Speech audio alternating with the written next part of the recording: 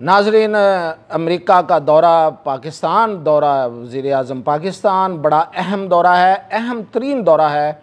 इसमें अमेरिका पर वाज़े कर दिया जाएगा कि हरमैन शरीफैन और मस्जिद अक्सा पाकिस्तान और मुस्लिम दुनिया की जो पाकिस्तान के साथ इस ब्लॉक में शामिल हैं उनके लिए ये रेड लाइन है। अमेरिका अपने पालतू इसराइल को काबू करे, इस तरफ नहीं देखना। बाकी फिर चीज़ें जो हैं वो बाद में हम तय करेंगे आपस में, और एक लाइन ड्रॉ की जाएगी। वो लाइन क्या होगी, लाइन के इस पार क्या और उस पार क्या, इसकी तफसीलात के साथ नहीं आता है। तो देखिए, सबसे पहले ये शायद अभी लोगों के लिए बहुत अचंभे की बात होगी जो मैं कर रहा हूँ, लेकिन जो लोग शहबाज शरीफ की तकरीरों को, उनके मुख्तलिफ मुल्कों के दौरों को देख रहे थे और जो उसको फॉलो कर रहे हैं और जो मुख्तलिफ बड़े आलमी फोरम्स पे उनकी जो प्रेजेंस है उसको देख रहे हैं, उनको मेरी इस बात की पूरी तरह समझ लग जाएगी। अब ये और बात है कि जाहिर है कि बहुत कुछ ऐसा हो रहा है कि बहुत से लोगों के लिए ये वाकई बड़ा हैरानकुन और शशदर कर देने वाले मामलात हैं, लेकिन जो चीज़ें, जो लोग इसको फॉलो कर रहे हैं इन डेवलपमेंट्स को, और जो स्ट्रेटजिक जिस तरीके से मामलात जो हैं वो तब्दील हो रहे हैं, पावर सेंटर्स में जो तब्दीली पर नज़र रखे हुए लोग हैं, उनके लिए ये कोई हैरानी वाली बात नहीं है।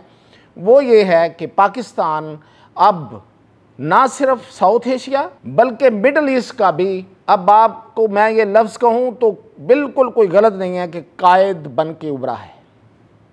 इस खिते की क़यादत और सियादत पाकिस्तान के पास है, और ये इसलिए गलत नहीं है कि देखें, साउथ एशिया में हमारे मुकाबले में एक ही मुल्क था, और वो तो खैर अपने आप को पता नहीं किस किस के मुकाबले में समझता था, वो था भारत। उसको हमने उसकी असल औकात याद करा दी। देखें, मुल्कों की ताकत, मुल्कों की जो फ़ौजी ताकत है वो उसकी बड़ी ताकत यही होती है।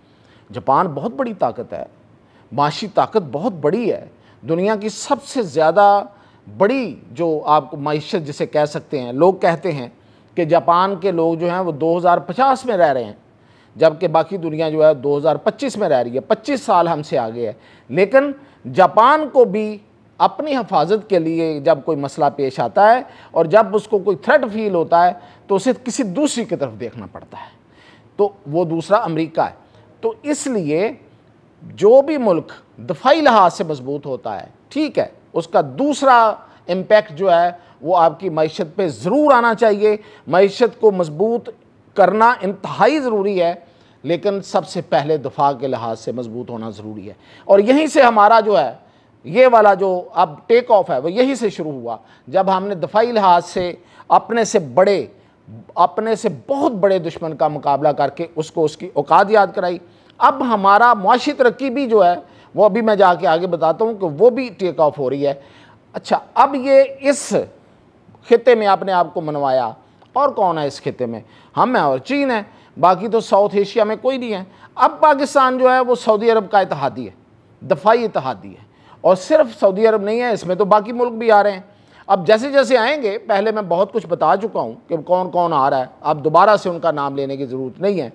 कि जिस खिते का जो बड़ा भाई हमारे साथ है सऊदी अरब, और दूसरा जो मुकाबल है ईरान, वो भी हमारे साथ है, तो फिर और हमें किसकी नाम ले के कहने की क्या ज़रूरत है, सभी हमारे साथ हैं। तो इस तरह से दोनों खिते, साउथ एशिया और मिडल ईस्ट, इन दोनों की क़यादत जो है और सियादत जो है वो पाकिस्तान के पास है। अब ये इसका इम्पेक्ट कैसे जो है वो मुआशी तरक्की की तरफ कैसे आ रहा है? इसलिए आ रहा है कि अब अरब अपने आप को पाकिस्तान से जुड़ा हुआ और पाकिस्तान के साथ एक यकजान दो कालब समझते हैं, तो इसलिए वो अपनी इन्वेस्टमेंट का बड़ा हिस्सा पाकिस्तान की तरफ मुंतकिल करेंगे।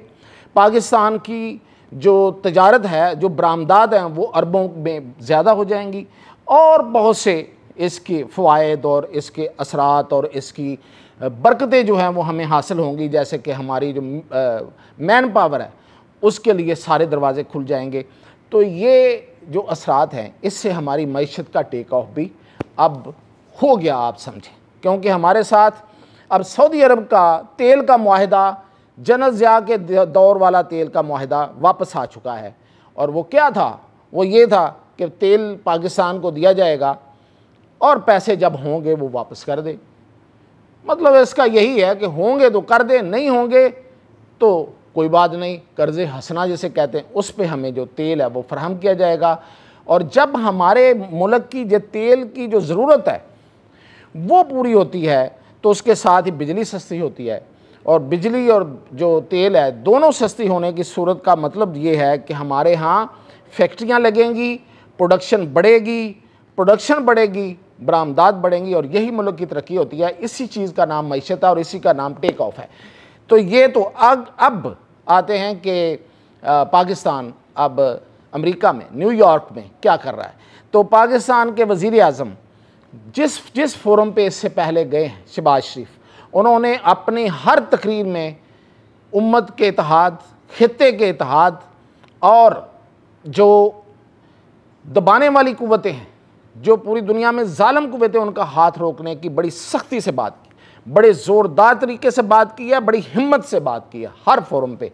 और यही वजह है कि जब वो ये कतर में होने वाली कॉन्फ्रेंस में, जिसे अरब कॉन्फ्रेंस कहा गया था, उसमें भी वज़ीर आज़म ने जाके सबसे दबंग बात, सबसे बड़ी तजवीज़, सबसे काबिल अमल तजवीज़ जो है वो वज़ीर आज़म शहबाज शरीफ ने दी थी। और कुरान की आयत भी तिलावत फरमाई थी जिसमें अल्लाह ताला ने फरमाया है वातासिमू बिहब्लिल्लाहि जमीअन वला तफर्रकू, और सबको, सब अरबों को ये दावत दी कि आओ हम अल्लाह की रस्सी को ही मजबूती से पकड़ते हैं, क्योंकि वही रस्सी जो है वो हमारी निजात का और हमारी दुनिया में जो हमारी कामयाबी का ज़रिया है।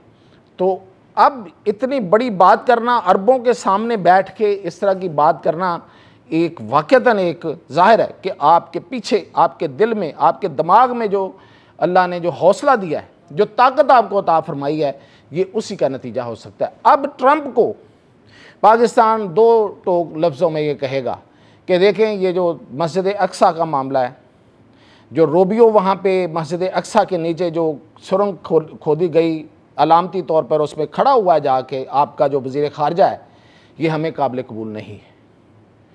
और मस्जिद अक्सा और यरूशलेम, इस पर इज़राइल का कब्ज़ा बिल्कुल कबूल नहीं है। और दो रियासती हल जो है वो उसी की तरफ जाया जाएगा। कोई अब्राहम एकड़ नहीं है। अब्राहम एकड़ और ग्रेटर इज़राइल समंदर में गर्क हो गए। अब अगर किसी ने इस तरफ आना है तो फिर युद्ध होगा, फिर जंग होगी, और जंग होगी तो फिर ऐसी जंग होगी कि इससे कोई नहीं बच सकेगा। ये वाज़े किया जाएगा। और ये कि हरमैन शरीफैन की तरफ कोई आंख उठा के भी ना देखे, वरना वो आंखें हम नहीं रहने देंगे। और फिर ये भी वाज़े कर दिया जाएगा, ज़ाहिर है कि अल्फाज थोड़े से तब्दील ही होंगे, इस तरीके से तो नहीं होंगे, मैं तो आपको उसका तर्जमा बता रहा हूँ।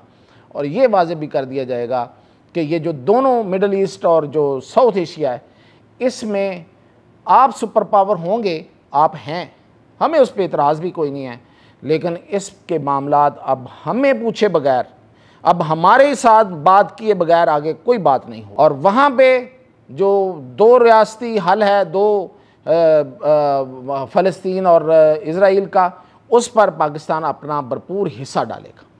और फिर ये भी ट्रंप को बताया जाएगा कि हमें बागराम में आपके आने से कोई खौफ नहीं है। ये बिल्कुल ये लफ्ज़ होंगे कि हमें कोई खौफ नहीं है, आप आइए, 100 बिस्मिल्लाह। अगर आपको अफ़गानिस्तान वाले अपनी ज़मीन का कोई हिस्सा देना चाहते हैं, वो अमेरिका को दोबारा अपने पास बुलाना चाहते हैं, तो बिल्कुल वो बुलाएं। वो एक सॉवरन कंट्री है, ये उसका फ़ैसला होगा, आप ज़रूर आएँ, हमें उस पर कोई इतराज़ नहीं है, ना हम उससे खौफज़दा हैं। ये लफ्ज़ ज़रूर कहे जाएंगे कि हम कोई खौफज़दा नहीं है। और ये लफ्ज़ जो हैं, यही सबसे बड़ा पैगाम होगा अमेरिका के लिए, क्योंकि अमेरिका जो और उसका जो CIA है, वो इन लफ्ज़ों के मानों को बड़ा बखूबी जानता है। वो जानता है कि पाकिस्तान जब जो ये लफ्ज़ इस्तेमाल करता है तो इसका क्या मतलब होता है। इसका मतलब ये होता है कि आइए और ज़रा बैठ के दिखाइए, आप उधर हों, आप बैठ सकते हैं, आप रह सकते हैं तो रह लीजिए, हमें तो कोई इतराज़ नहीं होगा।